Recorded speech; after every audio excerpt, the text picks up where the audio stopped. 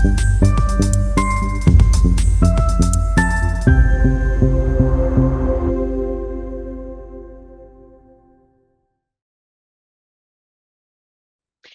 everyone, welcome back to Miles Beyond the Page. I am your host, Michelle Miles, and this is the show where we dive deep into the world of writing and publishing. Each week, I sit down with authors from every stage of their journey. We'll explore their creative process, uncover tips and insights, and celebrate the highs and lows of the writing life. So grab your beverage of choice, settle in, and join me as we go miles beyond the page. Today, I'm excited to host author and entrepreneur and many, many other titles, Wren Valentino. Thanks for joining me here today, Wren. Thank you so much for having me, Michelle. It's great to be here. Yeah, thank you. Wren Valentino is an actor, entrepreneur, film producer, movie critic, workshop instructor, and writer. As the best-selling author of 21 novels, Wren writes in multiple genres, primarily romance, thriller, young adult, and horror. To date, he has written more than 70 stage plays that have been performed in 12 countries in 3 languages. 8 of his original screenplays and 7 of his stage plays have been adapted for the screen. This is incredible. What a resume. Thank you. Thank you. Thank you. You sound very busy like me. So Busy doing things, busy, both of us busy doing things we love. So yeah. yes, absolutely. But today I want to start off talking about your book. And Yeah. I definitely want to get into the other stuff. Mhm. So tell us about your book, Accidents Never Happen. Accidents never happen. So it's a personal favorite of mine. So I'm a little biased about accidents never happen. It's definitely one of the most complicated in terms of the writing process. The book centers around two main characters, but I also created multiple points of view when writing the story from the supporting characters. And so each chapter, and we return to different characters Mhm. throughout the book. Each chapter is a different POV, and so it was a great writing exercise for me. Many novels in to sort of flex that writing muscle of like, let me challenge myself a little bit. And the end result, I really appreciate. The readers have really responded to it so well. And it's set in Chicago. Chicago is one of my favorite literary landscapes to explore as a writer. It's just such a great city in terms of Mhm. textures and sounds and sights and smells and all the things that we love about our sensory writing. And Accidents Never Happen it's a pretty dark, pretty violent. I was greatly inspired by Hubert Selby Jr. by writing that book, Last Exit to Brooklyn. His book and film definitely sort of captures the tone that I was going for, of some really like people that would be really easy to overlook. And just when you dig a little deeper and pull away some of the layers, just how complicated their seemingly ordinary lives really are. Mhm. It's about human emotion, it's about betrayal of self and each other. Yeah, and it's about love. It's about unrequited love. It's about my main character is a boxer, amateur cruiserweight, and is very physical. It's a very physical character. And so he's used to expressing himself physically. And when he ends up falling in love with someone he doesn't expect to fall in love with, it taps into a part of his soul that he's not really talked to before. And so I think it's an awakening of sorts for the main Mhm. character. So it was a lot of fun to write. So glad that it's out. Again, very different than a lot of the things that I've written before, but I think that that's why I enjoyed writing it so much. I think those the kind of books that kind of catch you off guard a little bit, that's a totally different genre. It turns out to be Mhm. one of your favorite books that you've ever written. So I Yeah, one understand of our that feeling. darlings. Yeah. Yeah. So you told us what inspired you to write this. Is this part of a series or is this a standalone? It's a standalone. We do have some interest in possibly adapting it into a feature film, which would be lovely. When I was writing it, because of my background in screenwriting, I did write it through sort of a cinematic lens a little bit, because again, Chicago being this great backdrop for all things in the plot. So we'll see what happens there. But no, yeah, it was just it was a lot of fun to write, and just yeah, all the things that a writer wants to experience while writing a book, I experience while writing it. That's awesome. I love those feelings too. When you're just into the story and it just feels Yeah. so great. Yeah, it's a lot of fun. So you have lots of hats that you wear. Yeah. Yeah. Aside from being a writer and Mhm. you have 21 novels that I assume we Mhm. can get like Amazon wherever. Yeah. So you are the CEO and owner of Blue Dasher Productions. Hmm. So talk to us about that. Tell us a little bit about what that is and what you Yeah. do. Yeah, no, that's such a great question. And you're the first to ask me about this. So I haven't Uh, talked about it before. So I might trip on my words a little bit. So just bear with. But I got to a point in my career. I had worked really the traditional kind of path of working with traditional publishers. I'd worked with at the time I think I was working with 7 different publishing companies, and I got to a point where I just felt like creatively that I knew my work, I knew the product. I also have a background on marketing, and so I thought, if I were to take all of my books back and create my own label under underground sort of small press, um, the ownership and how my books were presented and sold and marketed and all that stuff would be ultimately up to me, which is a lot more work, but it was also more satisfying because I wasn't relying on other people mm-hmm. to do that work for me, and I was willing and wanting to do it myself. So I created Blue Dasher Productions because of those many hats that you had talked about. I needed an umbrella Mm. that would sort of cover all of the movie critic stuff and the workshops that I teach and the books and the plays, and I wanted something that Blue Dasher is a beautiful little dragonfly, and I thought, how appropriate, like your dragonfly sort of flying all around in different directions and very busy, beautiful insect. And so I thought, oh, that seems very appropriate for all the things that I'm doing. So Blue Dasher Productions became a parent company that I could house and run all of the things that I do underneath that umbrella.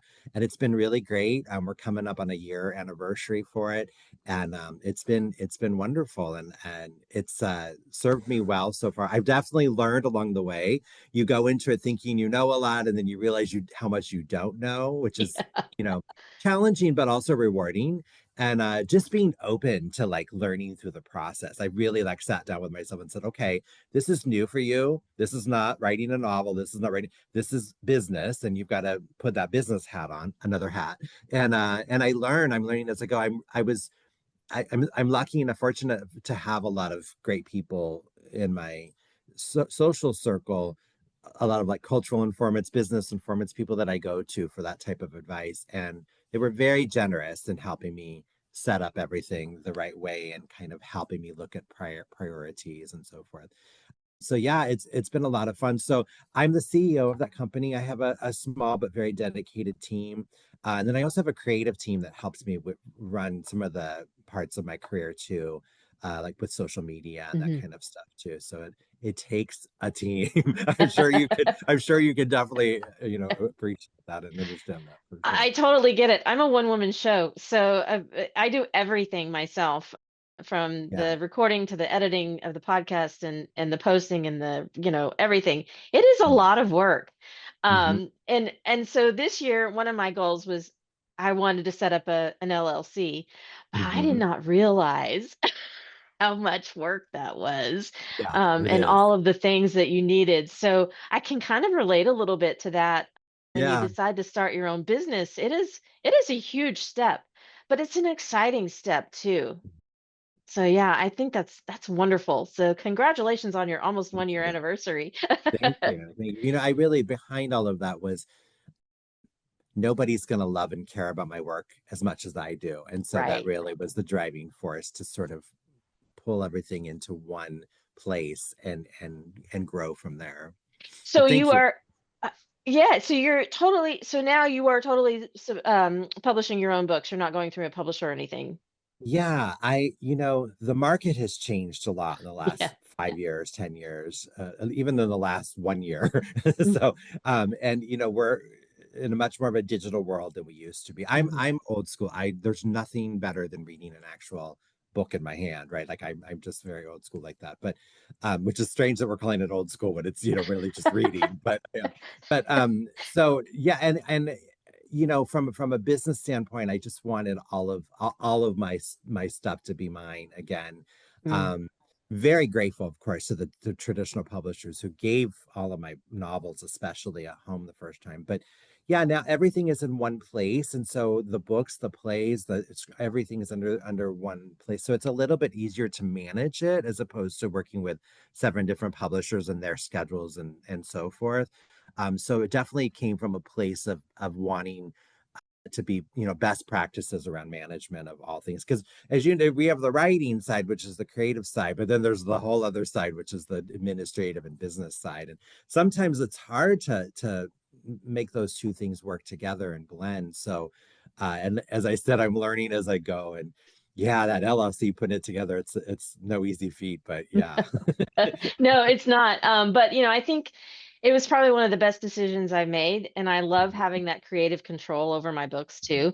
I also write for a publisher that's brand new to me this year, but that process has been great too. But Mhm. I want to talk to you about your your stage plays Yeah. and that you're a film producer. So give us some Mhm. flavor about that. Yeah, yeah, yeah. So I'm so lucky again to do what I do, but the stage play, so theater is and will always be my first love. Like I grew up in theater. I was a theater kid. I was on stage a lot. I did a lot of Shakespeare, a lot of fun British comedies, lots and lots of stuff. Had incredible mentors in the world of theater coming up. I got to study with Marcia Norman, who wrote Night Mother, among other great plays, The Secret Garden. She wrote the musical version of The Color Purple. One of the toughest teachers I've ever had, but so grateful for that experience. And so I was really fortunate to have access to extraordinary teachers that knew theater and knew plays and pushed me hard, and Mhm. just the tough love kind of thing.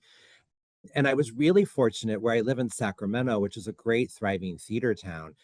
We have a plethora of community theaters here. So I was able to try out or workshop a lot of my plays here first before they went off Broadway or other places. And so it was just such a great training ground, And then when I was in Chicago, speaking of as an undergrad student, that's another great theater town. And so my plays just kind of, grew and grew and grew. I have a wonderful editor, Jocelyn Beard, at a publishing company called Smith and Krause. They publish every year collections, anthologies of the best women's monologues, the best men's, the best 10-minute plays, and so forth. And very early in my career, Jocelyn found some of my plays and published excerpt from them in three of those anthologies, and my playwriting career just took off from there in a really wonderful way. So grateful and indebted to editors along the way and teachers. But I love writing for theater. Here's why. It's such an ethereal, it's there, it's in the moment, it's happening. It's a shared experience between the performer and the audience. They have that shared experience live in a theater. Theater, I think, is such a powerful medium because it's right there. You're seeing it, experiencing it. It's visceral often, Mhm. and you go home and you think about it for days, hopefully, that it resonates with you. And I think theater is such a beautiful art form in that from a writing perspective, you're all by yourself. It's just you and your characters. It's very solitary. And you're writing your play, and then you send it out, and it's really no longer yours. It becomes a collaborative process because then the writer and the designer and even the actors, all those folks, the stage managers, they all bring their experiences to the collaboration, and it becomes something else. And so I love that a stage play is this architectural blueprint or map for something bigger that's beyond the playwright. And so I love that collaborative process. I'm never in the room usually during the rehearsals and all those things. And so I feel like my job as a playwright is to write that best map so that when I do that handoff to the director and all those folks, that they got everything they need there to bring the story to the stage. But I love going to the theater. I love being a part of theater and so forth. And of course, writing for theater. And I've been so fortunate that a lot of my plays are very youth centric, female centric, very diverse in terms of casting Mhm. and stories. I love writing about like seemingly ordinary people experiencing extraordinary circumstances that kind of leave them changed forever. And so, my plays they're very character driven, they're very story driven, they're very emotionally filled, even the comedies. But they've been embraced by a lot of really wonderful theater companies, and I've just been so fortunate to do that and have that experience, and having young actors use monologues from the plays for their auditions and so forth. It's just such a beautiful gift back. So I Oh, just that's got to be amazing too, to see that. Yeah, to hear that. yeah. So how It does it? is very surreal and sort of out of body every time it Yeah, happens. And it never gets old. It's every time I just have this immense feeling of gratitude. Every time that somebody's speaking something that I've written from my imagination, it's just really wonderful. that's got to Very be pretty fulfilling. surreal. Yeah. Mhm. So when you do you get to see your plays come to life, and how does that feel when you see that happen? Yeah, it's I don't depending on where the play is performed, a lot of times I don't get really interesting writer to writer. I had a play of mine produced at the University of Guam. And Oh so wow. while I was the time difference while I was sleeping in my house in California, the play was being performed. So I just thought, what a beautiful thing about theater is like I can be asleep and something's being performed in another part of the world. So just funny shared story. But yeah, I just I love to go and see the plays as often as I can. It just depends on location and getting Mm, there and so forth. But yeah, when I go and see it, I don't think there's anything quite like it in terms of writing, where you can sit in an audience and literally be surrounded by live in the moment reactions to your work from an mm-hmm. audience. The audience is unfiltered. That you'll know right away if they like your stuff or hate it, you know.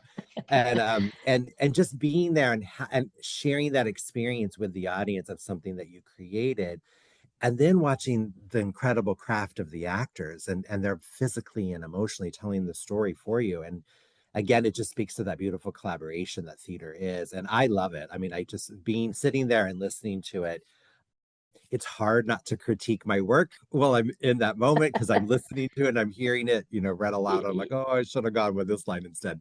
So I have to like kind of separate that from myself a little bit and be like, Yeah. just enjoy the experience, be in the moment. But it's so great. It's such a beautiful gift every time it happens. Do you find that whenever an actor brings to life your characters, do you see them interpret it maybe in a way you didn't expect? Yes, yes, yes. I had a wonderful director who sadly is no longer with us, Jill McMahon, who one of my most popular plays is called Pensacola. It's a Southern female dramedy about a family of Southern women. And the play is set as I wrote it in the living room of the home. It's very, like domestic kind of play. And I went and saw a production that Jill directed, and she placed it in the backyard with a Oh swing wow. set and a back porch and a tree. And I never would have thought of that ever, creatively. And it worked. It absolutely worked. And I thought, how ingenious was she to see something there that I hadn't put in the script? Mm. She was a little nervous about my reaction because I didn't know going in to see the play that was happening. But and then, honestly, my work in theater really led me into film. I've always loved film very much Mhm. as a film scholar, critic, and film just somebody who loves to see movies. And I got into film producing by a happy accident. I was at a screening of I love horror movies, Mhm. spooky movies, especially horror movies from the 80s. I'm a big aficionado of horror movies from the 80s because there's nothing quite like them. They're very over the top and all the Yeah. things that you put in a horror movie. And I was there seeing a screening of Sleepaway Camp, which is a very famous 1980 early 80s slasher. And the star of the film was there, Felissa Rose, who I just adore. She's a big horror movie icon. We call screen queen, if you will. And I got to meet with her and talk with her, and she was telling me about a new project she was working on. I thought, and she said, I know you're a writer, but have you ever thought about producing as well? And I'm like, no, I really haven't. And so that kind of just got the ball rolling. And I came on board as a producer for that project that she was working on at the time. And then it just, one thing led to another. And I've now, I think last count was around 80 movies I worked on as an assistant producer, executive Oh, producer. It's great work. It's another form of storytelling. yeah. Um, I'm really feel fortunate that I'm able to support those films in different ways. And I often work on independent Mhm. movies, not just horror movies. A lot of them I worked on horror movies, but a lot of like I just was an executive producer for a beautiful film called Shredded, which is out now on like Amazon and Tubi and Apple TV. Beautiful movie about human connection and human emotion. Two characters that meet that are healing in different ways through surfing, which I thought was just such a neat way to bring people together. It's so visual, cinematically. Mhm. Beautiful director, wonderful director, Adam Michael, that worked that brought that film to life. So I've just been so fortunate. And I feel like the universe, as soon as I kind of put that out into the universe, like I want to produce movies. The universe heard me and just started bringing all these incredible people into my life, with projects that that spoke to me in such a way, often personally, just like there was some Mhm. connection there. And some of them are just really fun and silly and just goofy, horror movies that are just a lot of fun and people need entertainment too. So, Right. but just have had so much fun being a part of bringing movies to the screen. What I love movies because they're forever. They're immortal. They're Right. going to be long after I'm gone. And so having some small hand in bringing something to the masses is just such an incredible opportunity to be able to be, and Yeah. that it's not always my story, but it's someone's story, and somebody wrote Hmm. a script, and I'm helping it get out there and be told. And I'm good at organizing. That's one of my stronger skill sets, and so that really kind of lends itself to producing and just kind of bringing stuff together and all the elements. So just absolutely love it.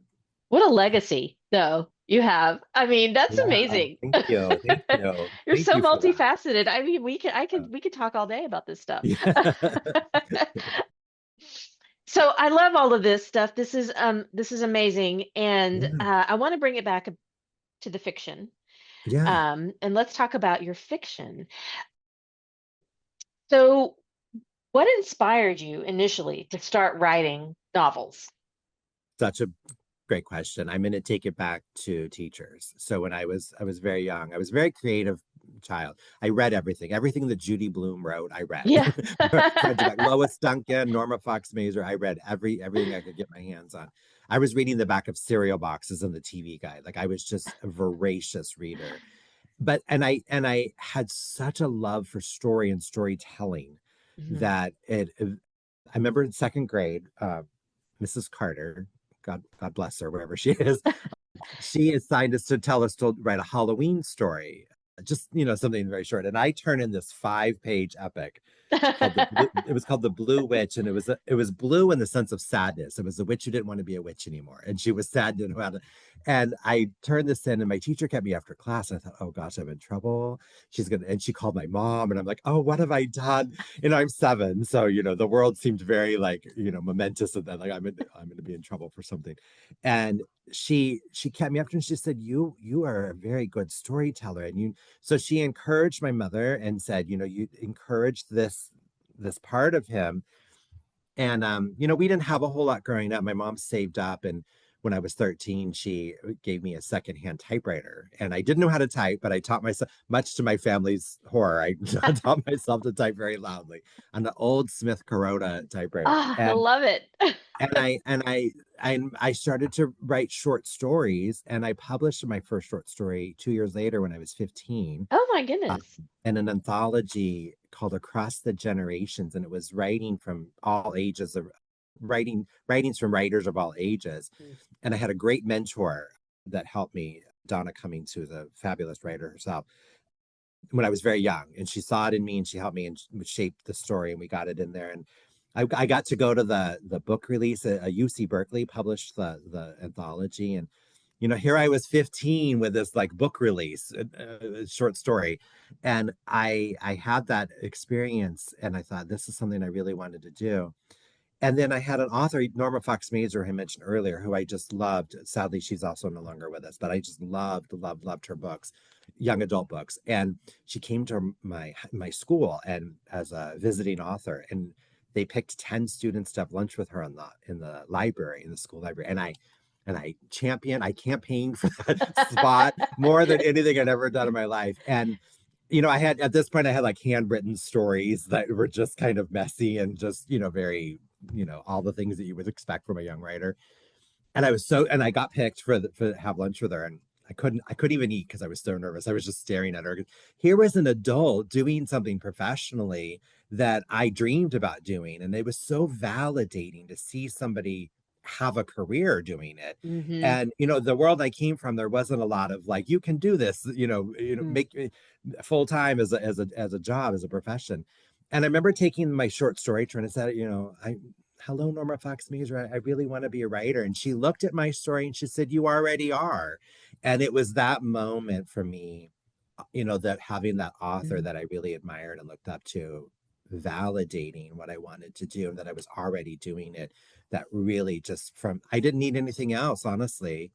From that moment on, Michelle, I was like, that's my identity. That's who I'm going to be. And so, That's wonderful. yeah, it was just such a I was so fortunate to have the teachers and writers and Mm. librarians that came into my life at a very young age, because I don't come from a particularly creative family, and they respect it and they love it and they appreciate it. But I had to get that from other people, and I was really lucky that I had access to those people who could help move You know, that I forward. think I think there is something to be said for teachers who encourage that, though. I mean, I had a high school English teacher that we had to write an essay or something, and she picked like five of them to read aloud, and she picked mine, and I just remember sitting there thinking, oh my God, she's reading my book. She's reading my story to the whole class.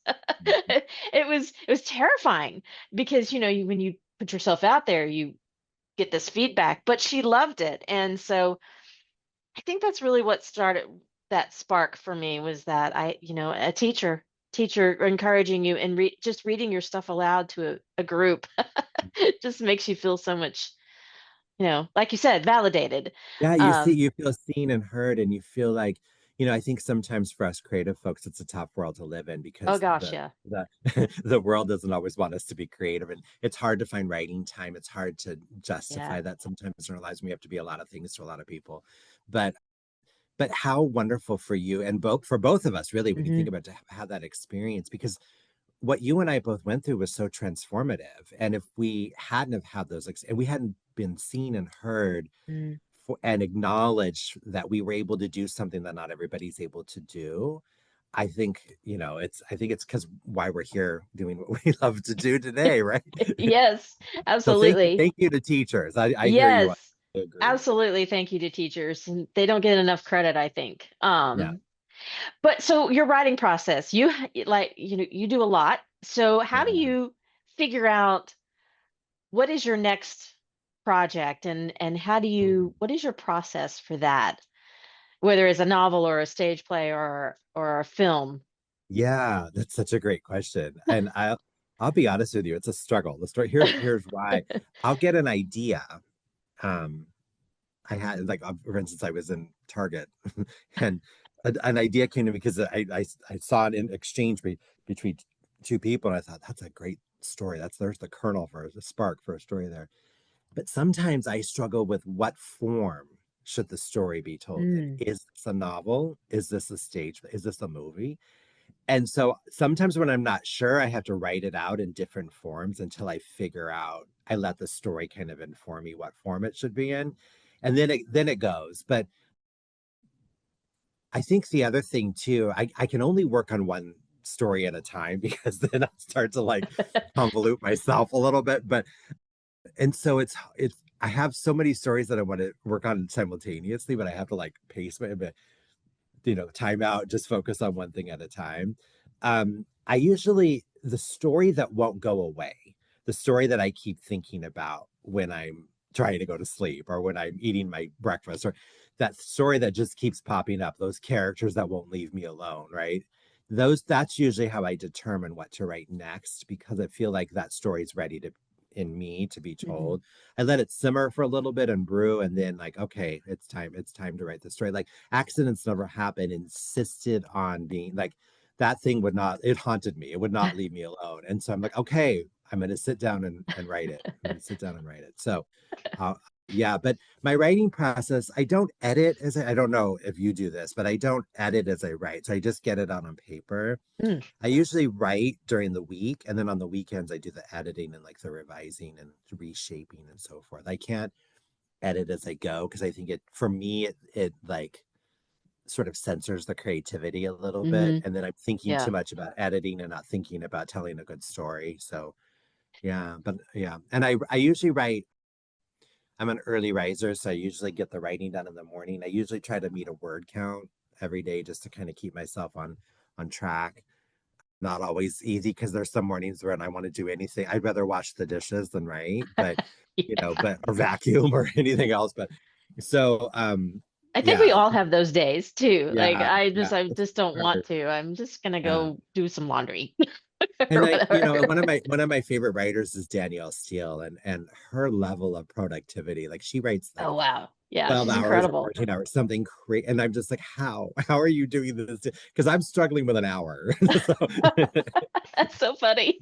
yeah. Yeah, I feel the same way. Like I try to write 2 hours a day, and sometimes it's a struggle. Mhm, It's a mhm. real struggle. So we talked about sort of your journey to publication. We've talked about your process. Is there any tips that you can give on how to stay motivated while writing a new book or a play? Yeah, I think that's so hard, right? Because the world is full of so many distractions that want to Yeah. prevent us from writing and staying motivated. I think you got to dig in deep in here and just really realize that you're the only one who can tell your story. Like Mm, your story can only be written by you. And you've got so many stories inside. Every writer, every aspiring writer, there's so many stories that live within us. Theater is happening around us all the time in our mhm. lives, right? Stories are always there for us to discover. So being really attuned to that, I think, is really important. But that motivation, I think, has to come from within. I think when if a writer's listening to this and they get lost, is to go back to the reason why you love storytelling. What are reasons? What is it about being a storyteller that you love, and let that passion for what you do motivate you to keep going. It's so hard to get discouraged. It's Yeah. so hard to get discouraged. My novel Marijuana Mermaid, um, which is currently out of print, but will be in print next year, back in print next year. When I wrote, so when we were shopping that around, it went through well over 100 publishers and agents. It's a young adult book. It's kind of a provocative book because it's about three young women in high school and there's drug use and so forth. But it's one of, I think it's one of the best things I've written. We shopped that thing around, and I sat on no's for 3 years, but I continued to believe in the book. I thought this is a great, this is going to be a book. Agents and publishers were like, it's too wild, it's too, librarians won't, all a litany of reasons, but I hung in there. And an all-female publishing company around that middle of that third year of trying found the book and published it. And it was my 11th novel. And within 1 month of that book being published, it outsold all 10 of my previous novels combined. Wow. And so, had I given up on Marijuana, Yeah.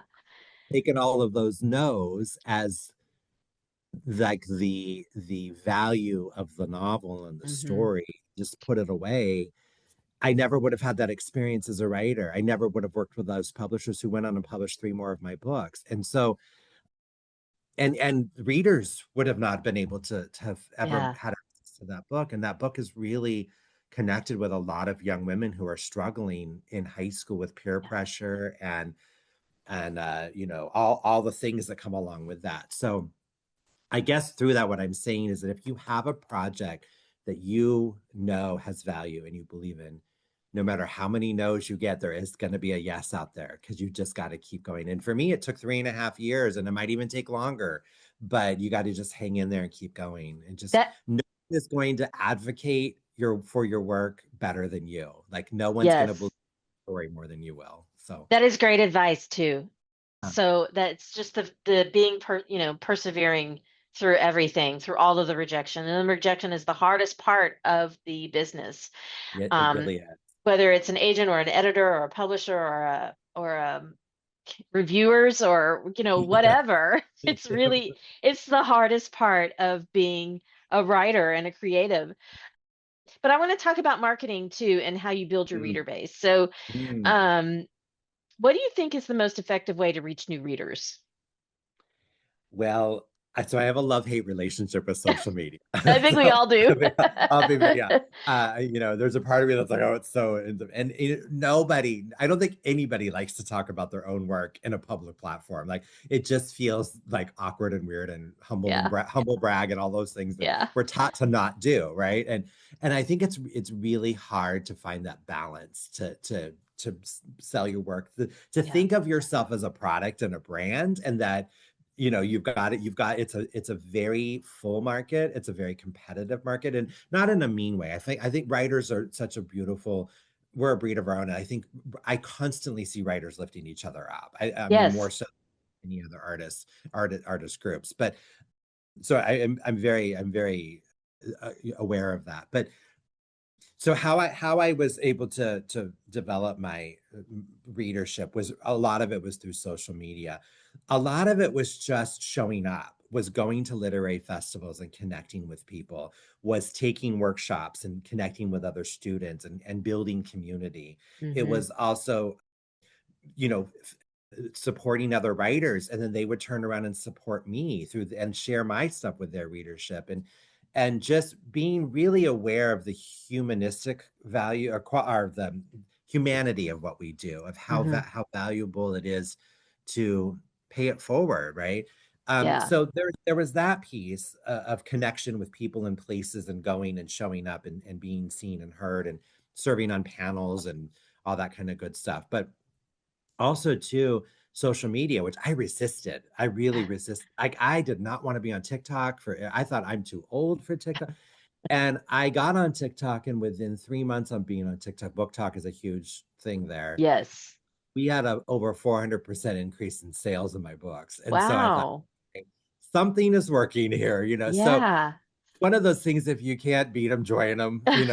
And so, but I do think that, I won't take up all the time here, but I teach an entire workshop on this, because there's so many different intricacies with social media marketing these days, of how often, not just the frequency, but the tone, reading the social media room and the platform, shifting the message based on the platform you're on. So, like, you're going to promote very differently on Instagram than you are going to on Facebook, and so forth. Yeah. And just, making sure that that's not all you're doing, right? Because when you're using social media, you're really selling over and over again to the same group of people. And so, unless they're sharing out your work, which there's ways to do that, incentivize that, you're gonna, you're at some point you're gonna saturate. And so you've got to change up the message and the approach and all that stuff. There's a science to it. It's a crazy science. But I, social media can be your best friend. I also think too, teaching can be a great thing as well, to build that readership too, because there is that sort of, like, those who can do, those who can't teach. But I think Mm. to be the exception to that, and teach what you know, and teach what you're doing in a great way. Teaching for me is just as informative for me in the process as it is for the student, because I'm finding out through my teaching where my weaknesses are as a Mm-hmm. writer. Yeah. And so I go back after every workshop and kind of think about, how can I do things differently? So, but I really feel like, finding wherever you are as a writer, find your community, whether it's a writing group, whether it's a book club, whether it's a local library that's hosting stuff for local authors, whether it's a bookstore in town that's going to let you read your work there. Get your work out there, share it, talk about it. Reach out to authors. I reach out to authors all the time and say, hey, can we exchange newsletters? If you promote me in your newsletter, I'll promote you in my newsletter. What do you have coming out? There's so many ways that you can get your work out there that are kind of unconventional, and no cost, no Yes. cost. Yeah. I think nothing frustrates me more than seeing a young author, new to writing, spending thousands of dollars on promotion and marketing. And I'm like, you don't need to do that to get the reader eyes on your book. So, but the readership is so important, because if we don't have them and people are not reading our work, great work is not being seen by a lot of people. So Mm-hmm. it is Mm-hmm. such an important part of the process. And it's hard, I think, especially for those writers that are self-publishing. I know you and I have both worked with Yeah. traditional publishers, so there's sort of built-in marketing that comes with that we Some, usually yeah. we usually supplement that built-in marketing, Yes. build on it or upon it. But when you're doing it all yourself, I think it gets down to, like, time management, and finding the time to not only do the writing Yes. and the work, but you got to, make sure you got a couple of hours every week to focus on the promotion and the selling. It's just, it's tough, but it's so worth it. It's so worth it, because the Yeah. rewards could be So wonderful. And I've met so many wonderful writers and people and reviewers and book bloggers and all kinds of great people just by reaching out and introducing myself and saying, I love what you're doing. Can I be a part of it some way? So don't hesitate to reach out to people that you feel like could help you or you could help them in some Yeah, way. that's great advice. And you're just you're hitting on all the things that I've been thinking about for the last like several weeks. I'm like, I need to do more workshops and more panels, and I got to get out there and be in the Yeah, yeah. community. It's hard It's though to hard. find It those. is. There's only Yeah, so many hours in the day and in the week. right. Yeah. Yeah, and it's kind of hard to find those opportunities too when you're looking for something. Um, but what are some of the biggest surprises or challenges you have faced in publishing? I'll be real honest. I think doubting myself Yeah. when I shouldn't be down, letting somebody else's opinion of my work Mm. overshadow my own opinion of my work. Finding time to write, as we were just talking about, I Yeah. think it's one of the biggest challenge. I think, when you have a family or a significant other, or you work or all those other things, do I go to the grocery store and buy groceries, or do I work on my story for 20 minutes? Sometimes those choices are really hard. And those challenges for me, I think have been some of the toughest. I think early on in my career, I was sort of writing for a lot of the wrong reasons. There was a lot of appeal to the accolades and the acclaim and the attention and so forth. And I think you have to dial that back and go back to the reason why you love writing and storytelling, and let it. I think some more pure, organic, truthful place that it comes from, the more rewarding it can be. Not just on those all those other things that come with Hmm. being a writer, but just for yourself, of just being an artist and doing the best by your craft. I think is just keeping that in mind. But my challenges have just sort of been, beating myself up when I probably shouldn't have. I mean, I've been in a couple of situations with publishers that were tough, that were challenging conversations. Yeah. um I think not giving away my work for less than it's worth. All those kind of Yeah, business that's things. hard too. Yeah, Yeah, because you it is, want 'cause to be people priced. pleaser. Yeah. Yeah, and you want to price your books, according to the market, but you also don't want to devalue it. So it's very Yes, hard. it is. I love this, and I could talk to you all day, but we are Yeah, getting same, I close know. to running out of time. So Yeah, I want to ask two more questions. yeah. The first one, any tips for someone just starting out? It's you sit down and just do it. Just sit down and do it, because like the minute you say I'm going to write a story, you're a writer. And the second you have one word on the page, you've already done more than a lot of people that have talked about writing that never do. And so I think, just sitting down and putting that words on paper is, you're already steps ahead of other people. Don't let anybody else determine who or what you are. Let you determine whether you're a novelist, a writer, a painter, a sculptor, whatever. That's your identity to claim. Somebody who's just starting out, there's going to be a lot of challenges along the way, but go back to that spark that's there inside of you, that's telling you want to be a writer, and hang on to that. Hang on to don't lose sight of that, because there's a lot of people and things that are around you that are going to try to persuade you, like, that Hmm. it's not for you. But don't listen to them. Do what's best for you. Do what's best for you always. Great And advice. I think one of the teacher in me is going to say, study your craft. Study Yes. the people that come before you. There's a reason why there are books and plays and films and stuff that have stood the test of time. Study the people that did it the best and learn from them. Right. And then the last question I have for you, tell us where we can find you and connect with you online and your books. Yeah, so I have a website, wrenvalentino.com. All of my work is there, and workshops and everything else that I do is all there. And I'm also on social media. My username on most social media is Wren Valentino. And I encourage people to reach out to me. You can reach out through my website or through socials. Never hesitate from reaching out. I love to pay it forward. I love to help people if I can. And there's lots of writing resources on my website and stuff like that too. So yeah, that would be the best way. And yeah, feel free to reach out anytime. That's what I'm here for. So many people have helped me and continue to help me that when I can return that, I'm always happy to do so.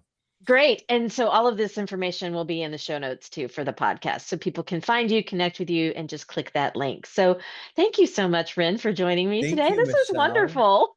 Thank you. So great to talk to you. I know, I loved it. And so we're going to wrap up here. Thank you so much to Wren once again for joining us here and sharing his incredible journey and insights. Be sure to check out his book, Accidents Never Happen. And a huge thank you to all of you for watching and listening. If you enjoyed today's episode, don't forget to give it a thumbs up, leave a comment, and share your favorite part of the conversation. Until next time, keep dreaming, keep writing, and I'll see you miles beyond the page. Thanks for joining me on Miles Beyond the Page. If you enjoyed this episode, be sure to subscribe and leave a review. If you're an author and want to be a guest, visit michellemiles.net/podcast to apply. Keep writing, keep dreaming, and I'll see you next time.